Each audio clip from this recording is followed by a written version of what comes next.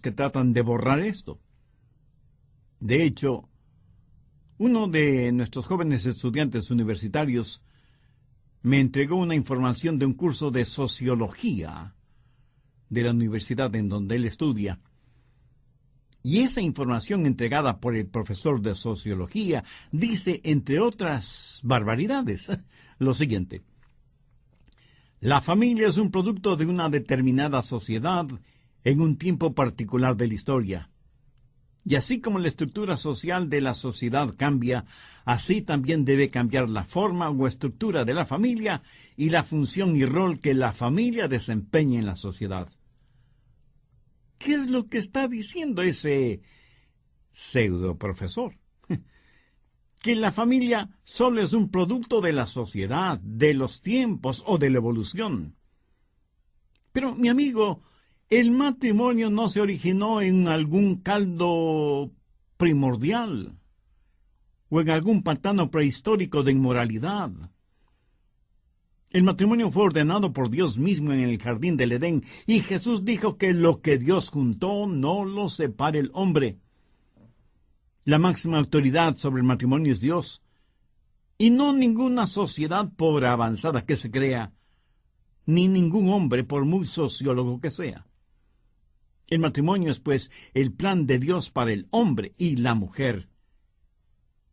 ¿Cuál es la prioridad en el matrimonio? El matrimonio es supremo y está por encima de cualquier otro compromiso terrenal. Mire lo que dice el verso 5. Por esto el hombre dejará padre y madre y se unirá a su mujer, y los dos serán una sola carne. Estas son las palabras de Dios mismo. Los padres no son el supremo compromiso. Oh, cierto, debemos honrar a nuestros padres, pero la Biblia enseña que un hombre debe abandonar padre y madre para unirse a su mujer. Eso quiere decir que hay que cortar el cordón umbilical de la relación entre los padres con los hijos y dejar de ser el hijo de mamita o la hija de papito. Y esto usted lo entiende muy bien, ¿verdad?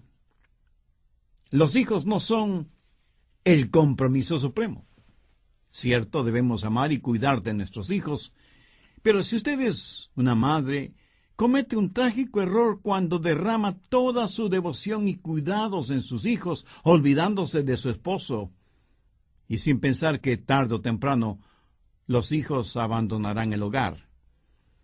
La relación marido-mujer es, en la Biblia, la más importante de las relaciones, más importante que la relación padres e hijos. El mundo de los negocios no debe ser su compromiso supremo. Muchos de ustedes están en peligro de sacrificar sus hogares en el altar de los negocios. Muchos hombres y mujeres son más fieles a sus trabajos que a sus cónyuges.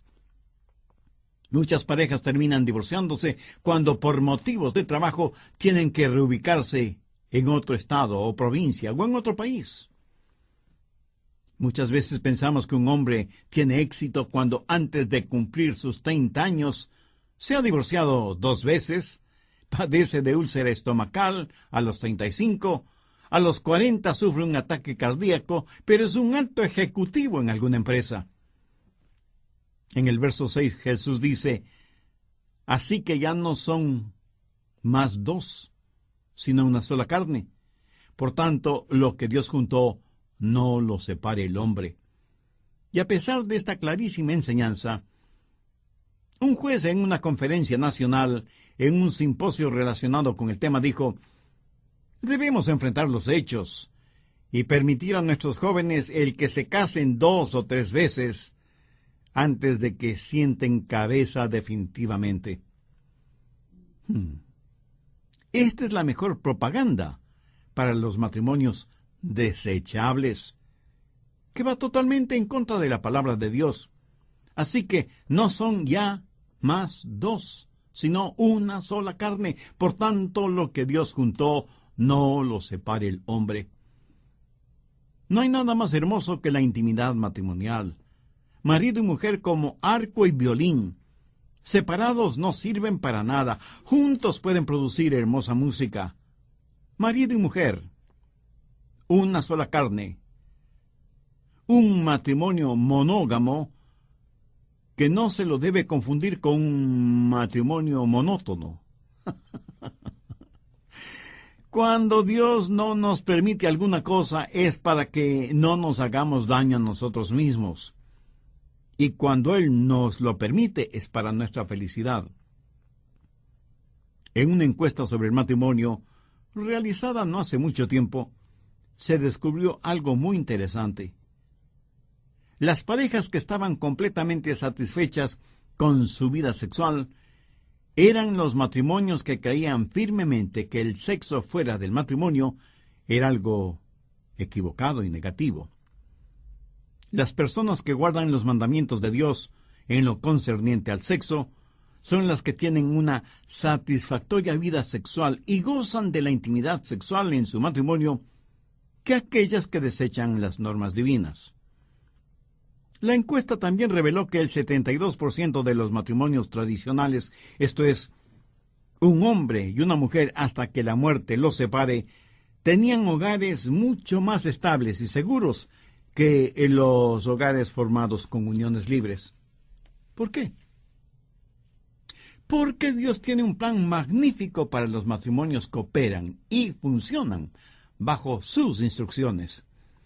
Busque 1 Corintios, capítulo 7, los versos del 3 al 5. El marido cumpla con la mujer el deber conyugal, y asimismo la mujer con el marido. La mujer no tiene potestad sobre su propio cuerpo sino el marido, ni tampoco tiene el marido potestad sobre su propio cuerpo sino la mujer.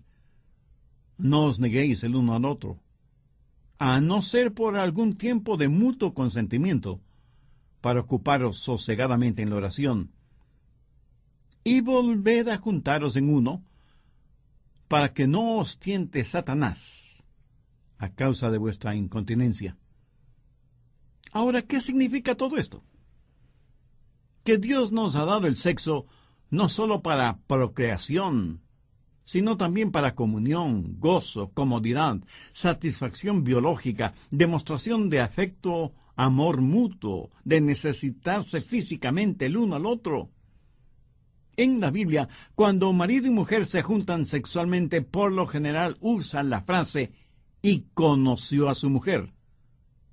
Significa que el sexo es una forma de comunicación que no se la puede describir con palabras. Es una forma de decir, te amo, y quiero sentirte en mí, y que tú me sientas en ti. Cuando en sus mandamientos Dios dijo que no se debe cometer adulterio, y que hay que huir de la fornicación, no es que Dios está tratando de impedirle el usar algo que Él mismo creó, sino que trata de protegerlo para que sepa apreciarlo. El sexo es un hermoso regalo de Dios. Y cuando Él dice, no adulterarás, es porque el matrimonio es tan estupendo que Dios no quiere que lo adultere con nada. Si usted tuviera una pintura original de Rembrandt o Miguel Ángel o Van Gogh, y estoy seguro que no la tendría exhibiéndola en las paredes de su oficina o de su sala, sino que la tendría bien asegurada en la bóveda de algún banco. Dios ha protegido esto del sexo porque es intrínsecamente hermoso. Dios no es negativo en cuanto a la vida sexual de sus hijos. Más bien es muy positivo si es que lo sexual se lo maneja correctamente, en el lugar apropiado y en la forma adecuada. Si usted tiene un hermoso jardín con un césped que parece alfombra, mientras está ahí ese césped no hay ningún problema. Pero recorte un trozo de césped y póngalo sobre la alfombra de su sala e instantáneamente deja de ser hermoso, ¿verdad? ¿Por qué? Pues porque está fuera de lugar. No cumple la función para la cual fue sembrado y cultivado. ¿Lo entiende? Y aunque un buen césped es una cosa agradable en el jardín, fuera de contexto se vuelve feo y desagradable. Bien, primero hemos visto la provisión para la vida matrimonial. Segundo, la contaminación de la vida matrimonial. Veamos Mateo 19, los versos del 7 al 9. Le dijeron: ¿por qué pues mandó Moisés dar carta de divorcio y repudiarla? Él les dijo: por la dureza de vuestro corazón. Moisés os permitió repudiar a vuestras mujeres, mas al principio no fue así. Y yo os digo que cualquiera que repudia a su mujer, salvo por causa de fornicación, y se casa con otra, adultera. Y el que se casa con la repudiada, adultera. ¿Qué es lo que el Señor está diciendo aquí? Que el adulterio es un pecado que contamina la vida matrimonial. Adulterar significa hacer algo impuro. Y Dios no quiere que usted vuelva impuro algo que Él creó para que sea puro y hermoso. Cuando un hombre o una mujer comete adulterio, ¿qué clase de pecado comete? Se lo diré. Pecan contra ellos mismos. Pecan contra su propio cuerpo. En 1 Corintios 6:18 la Biblia dice: huid de la fornicación. Cualquier otro pecado que el hombre cometa está fuera del cuerpo, mas el que fornica contra su propio cuerpo peca. Eso significa que hay algo absolutamente único en el pecado de la inmoralidad. No hay pecado más destructor en lo espiritual, mental y físico que el pecado del adulterio. Si tuviéramos que hacer una lista de pecados por su gravedad, el adulterio tendría el carácter de único, porque es un pecado contra uno mismo. Un psicólogo de una famosa universidad norteamericana dijo que el 50% de los estudiantes universitarios sufren problemas psicológicos debido primordialmente a las relaciones inmorales que tienen. En nuestro mundo actual hay lo que con eufemismo se conoce como enfermedades sociales, que no son otra cosa que enfermedades causadas primordialmente por la vida inmoral. Y nos preguntamos, ¿qué se podrá hacer contra el SIDA o las otras enfermedades venéreas que existen? Pero nadie hace caso de la palabra de Dios, lo que Dios dice en su palabra. Nadie quiere obedecer lo que la Biblia dice al respecto. Pero todos hablan acerca de la práctica del sexo seguro. Lo paradójico es que Dios nunca vio el sexo como algo peligroso. El plan de Dios siempre incluyó el sexo sagrado, no el sexo seguro.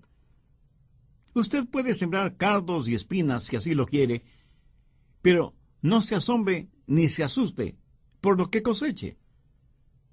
Mucha gente pasa de lunes a sábado sembrando hierba mala y el domingo van a la iglesia a orar para que Dios les dé una buena cosecha de trigo o de maíz. En unos casos. En otros, muy pocos piden perdón a Dios por lo que han sembrado. Dios quiere y puede perdonar, pero la tierra siempre le dará abundantemente lo que usted sembró. Todos sabemos que hay una ley inexorable. Se cosecha lo que se siembra y siempre, siempre se cosecha más de lo que se siembra. Bien lo dice el refrán popular: siembra vientos y cosecharás tempestades. ¿Qué está sembrando usted en su vida? Si no conoce al Señor Jesucristo como Salvador, le puedo asegurar que está sembrando cardos y espinas, y eso es exactamente lo que cosechará. ¿No le gustaría tener ahora mismo la seguridad del perdón de sus pecados?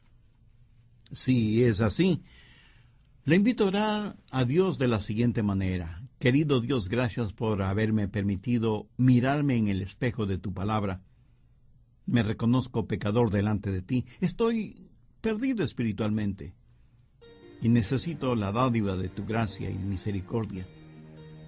Señor Jesús, sé que tú eres el Hijo de Dios y que diste tu propia vida en la cruz como sacrificio para pagar el precio de la culpa de mis pecados.